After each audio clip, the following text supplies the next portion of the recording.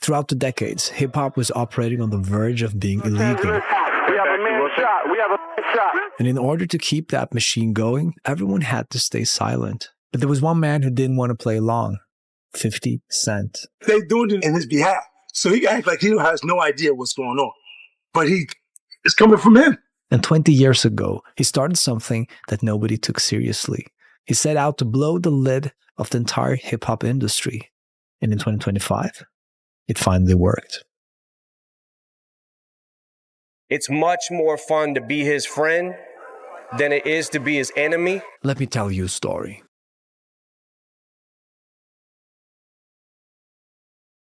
Curtis Jackson. He's a 24-year-old dealer trying to break into the rap game. It's May 24th, 2000. A man walks up from behind him and shoots him 9 times. At this point, Curtis has been dealing illegal substances since he was only 12 years old. By his early 20s, he was making serious money, but he was also making serious enemies. Start the fucking show! The shooting that nearly killed him wasn't random. Why'd the guy shoot you 9 times? Was it drugs or something? He was paid to do it. He was paid to do it? Yeah. Who would want to Why shoot were you? you targeted? You're such a good guy. It's my past. It was a drug thing? No, like a just- business thing? It's karma. We don't need to get into 50 Cent's past. We just need to know that this was a pivotal moment in his life. Because just weeks later, when his assailant Daryl Baum was killed, Curtis wrote, "Now it's clear that I'm here for a real reason, because he got hit like I got hit, but he ain't fucking breathing." Somehow Curtis Jackson survives, and when he recovers, he comes back with a new name, 50 Cent. At this point, he was done with the streets. Now, he was going to make it in music.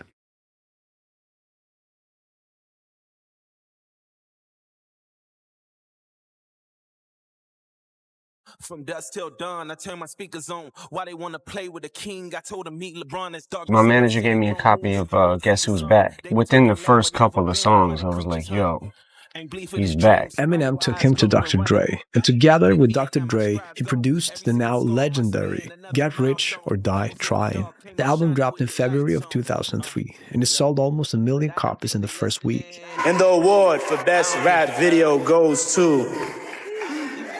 Come on, Playboy. 50 Cent. This has been an incredible year for me. Within just a year, 50 Cent went from nearly dying in a street corner to being one of the biggest rappers in the world. I don't get a chance to do anything. Like, I've been on the road so much since my album came out. You have to wait and see for yourself. But here's what made 50 different from other rappers. He didn't just sign a record deal and become an artist. He created his own record label called G-Unit Records. And by being signed himself, he of course kept full control, but more importantly, he kept full independence. You're in headquarters, so we can check out some things. I'm gonna take you with me. Definitely going down right here in 2007. He also started other businesses outside of music. They launched a clothing line called G-Unit Clothing. He made a sneaker deal with Reebok. And I said, I want to sell water. And he was like what? Vitamin water! None of those other guys would do that. Shit. He invested in a vitamin water company called Glazo. In 2007, Coca-Cola bought Glazo for $4.1 billion, and 50 Cent's share was reportedly worth over $100 million. He also started to produce TV shows. He did a hit show called Power for Stars. He had multiple shows, multiple revenue streams. He's an artist, an entrepreneur, an actor, a director, a producer. He can juggle. He's great at Scrabble. He pretty much does it all. By the mid-2010s, 50 Cent had built an empire that had nothing to do with record labels. He didn't need radio play. He didn't long for industry approval. He had what very few artists ever get, independence. He wasn't tied to the same system that controlled other artists. And with that unique perspective, 50 Cent started to see something that bothered him. The hip-hop industry was corrupt. The paranoia from the experience of actually being hurt heightens your senses to everything, the possibilities of things happen. You'll start to approach the problem instead of run from it. And he decided that he wanted to do something about that. And he didn't start small. He decided to take on the guy on the very top, the biggest and baddest of them all. If you're famous enough, you get protected. People like lawyers, managers, and publicists protect you. Gun possession and bribery charges, Sean Puffy Combs walked out a free man. In the 1990s, Sean Diddy Combs was the most powerful man in hip-hop, and he was willing to do whatever it took to stay on top, no matter who got hurt in the process. Diddy started Bad Boy Records in 1993, when he was only 24 years old. I didn't want to just make records. I didn't want to just make money. I wanted to make history. He signed Notorious B.I.G., who would become one of the greatest rappers of all time. He also signed Faith Evans, who became R&B royalty. By the late 1990s, Bad Boy Records was one of the most successful labels in music history. But Diddy didn't just want to be limited to music. I love closing my eyes and dreaming. I don't really deal with reality when I deal with trying to work towards the future. In 1998, he launched Sean John, his own clothing line. It became a massive success, making him hundreds of millions of dollars. My alliance with Ciroc will revolutionize the spirits industry forever. He partnered with Ciroc Vodka in 2007 in a deal that reportedly paid him over $60 million per year. How did you do that? I can't tell you that. It's a smooth secret. He bought properties across the U.S., mansions in Miami, Los Angeles, and the Hamptons. He became a real estate mogul. Now, this was what was going on publicly, but behind closed doors, something completely different was happening. Where are you going after this? What are you doing? You know what we doing, what we plan to do, girl. His exclusive white parties in the Hamptons became iconic. Everyone wanted an invitation. Jay-Z and Beyonce attended. Drake, Jennifer Lopez were regulars. Who's the person that's number one on that invitation list? Leonardo DiCaprio. For over 30 years, Diddy operated at the highest levels of power. He was untouchable. But as he reached the top, there was only one way left for him to go. Down. And here's where 50 Cent enters the picture. 50 Cent is chilling with his team when he gets a message. It's an invitation. It's Diddy, and he wants to take him shopping. He told me he'd take me shopping. I looked at him like, what'd you just say? He said, I don't know, man. I take you shopping and I get you some flash and you can give me the hood shit. And I was looking and I was like, let me just move away from it. While almost every other major artist and celebrity went to Diddy's parties, 50 stayed away. And over the years, he continued to call out Diddy every chance he got. Puffy's a sucker, man. Let me read it, Fifth. Oh my. Soon you will all be gay and happy. You are all now left under leadership of Puffy Daddy. Report to the nearest rainbow. Dinner Thieves in theaters January 19th. In 2006, 50 Cent released a song called The Bomb, where he rapped about Diddy's possible involvement in Biggie's murder.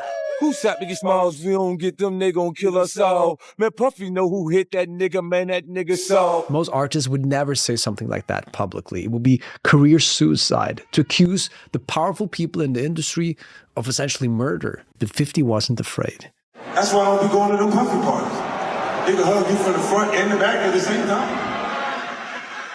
What the fuck you talking about? He'd share memes suggesting Diddy was hiding something. He was asking the same questions over and over. Why did everyone go to these parties? What really happened to Biggie? And who killed Tupac? He's not an artist. He has an album out. Yeah, but he's not an artist. See, an artist would be someone who actually wrote something, maybe.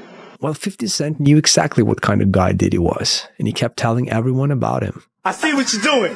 I see what you're doing, man. I see what you're doing. Nah, look at me, man. I see what you're doing. I haven't had issues with Puffy. I don't like him like that. Like, I don't like things that he would do. If it was on the street side like that, we would be actively doing things to each other. A lot of people felt like 50 seemed obsessed, that he was the one having issues. So nobody really took him seriously. In 2023, something has changed. A lawsuit filed against Sean Diddy Combs accuses the music performer and executive. Cassie Ventura filed a federal lawsuit against Diddy. She had been Diddy's girlfriend for over a decade. The lawsuit described years of abuse.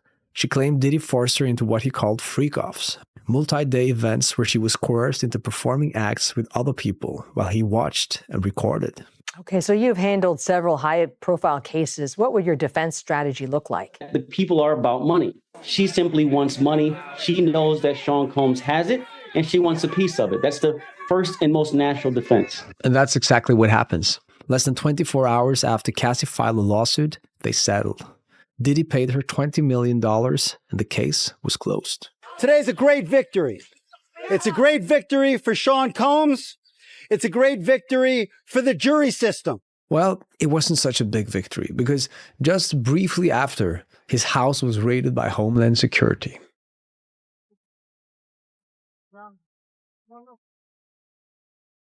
And what they found matched Cassie's allegations. They also found evidence of trafficking across state lines, videos showing assaults, financial records showing payments to silence victims.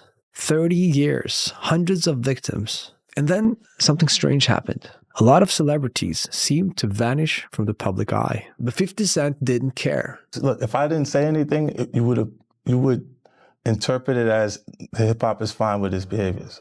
In 2025, 50 produced a Netflix documentary exposing Diddy and his long history of using and abusing others. In the documentary, people who were close to Diddy finally revealed the truth. I may have been the first protector against all odds. Up until this point, people had dismissed 50 Cent as a troll. Your favorite villain? My favorite villain? I kind of like Diddy.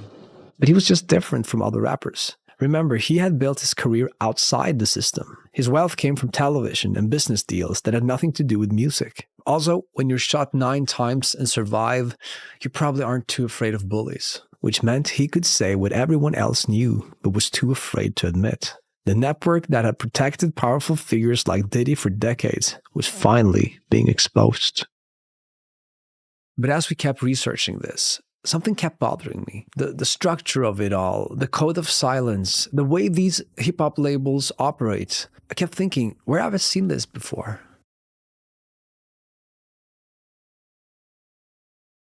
Oh, a long-lost leader. Somebody must owe him money. The Mafia operates with a very specific structure. At the top, you have the boss, the head of the family.